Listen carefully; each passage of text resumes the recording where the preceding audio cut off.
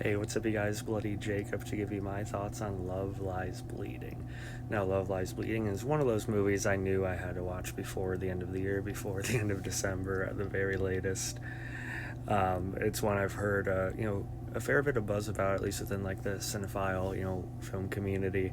Not really a lot of like mainstream talk, which is unfortunate as far as I know, but it's one that yeah, I knew I had to check off.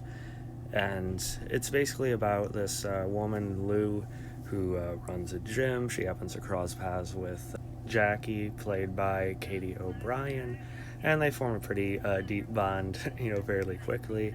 But prior and over the course of that, they get wrapped up on some certain moments of violence and the unraveling of some of Lou, Kristen Stewart's character's ties to some of her family and what they've done over the years, especially her father, played by Ed Harris. And so it all kind of spirals and, leads to this kind of crescendo of just, violence and sort of just certain events, which isn't the best description or synopsis of it, but I'm trying to dance around what goes on in the movie as much as possible. And I gotta say, I really, really like this movie. I thought it was very good. Um, I watched it both for my interest in the film in general, but speaking of Kristen Stewart specifically, she's someone who I hope is finally going to be getting more of her due.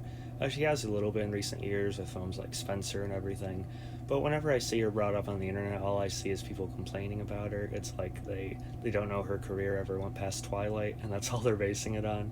That, or it's tabloid crap or something like that. But for me, she's turned in quite a bit of work in these past number of years. That's been excellent. Just honestly impressive acting. From this, which I thought she was very, very good and fantastic, to Happiest Season, which I just talked about, Underwater, which I think is a great, very overlooked film. Even further back, honestly, American Ultra, Speak, which was even before Twilight. It just seems like people need to kind of broaden their horizons a little bit. I just don't know why people get so stuck on, clinging to this perception of someone they don't know and don't actually seek out what acting work they actually do, or like actually pay attention to what they do on screen. I don't know. It's the same thing with Robert Pattinson and the stigma that's still attached to him just because he was in Twilight. Which who wouldn't jump on that, to get their career off the ground, and for the paycheck and the notoriety that would have been. But anyway, mini rant over. Stewart's very good here. She is definitely my favorite part of it. But I liked Katie O'Brien too. Her physique that she apparently naturally had was pretty impressive. I seen her as far back on a spot she had on a show called Z Nation, so it's nice seeing her in a movie like this a few years after the fact. Ed Harris has always been a credible actor. One of his more peculiar looks with his long hair, but he's nonetheless, kind of subtly unsettling in this movie. Um, Increasingly kind of volatile presence in the movie as it goes. Sorry for my, screw up there. The movie's shot very well. It feels very deliberately paced. It doesn't like overstay its welcome. It's really just even in terms of the momentum it builds. Um, it's definitely a bit of a character study. It's a crime drama. It's a crime thriller. And then, of course, being A24, there's a kind of peculiar aspect to it here and there. And the ending, I know some people didn't really care for. It's just kind of like an kind of over the top thing they do to portray something that happens in the climax.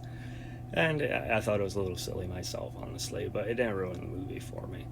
I still thought it was very, very good and could definitely end up being one in my top 10 or so of the year.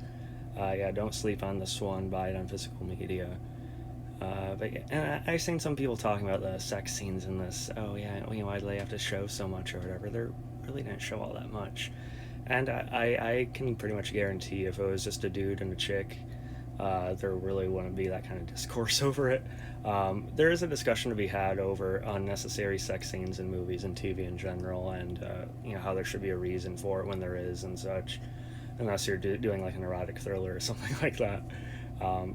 Like I said, there's discussion to be had there, but with this, it just kind of feels like it's because it's two women.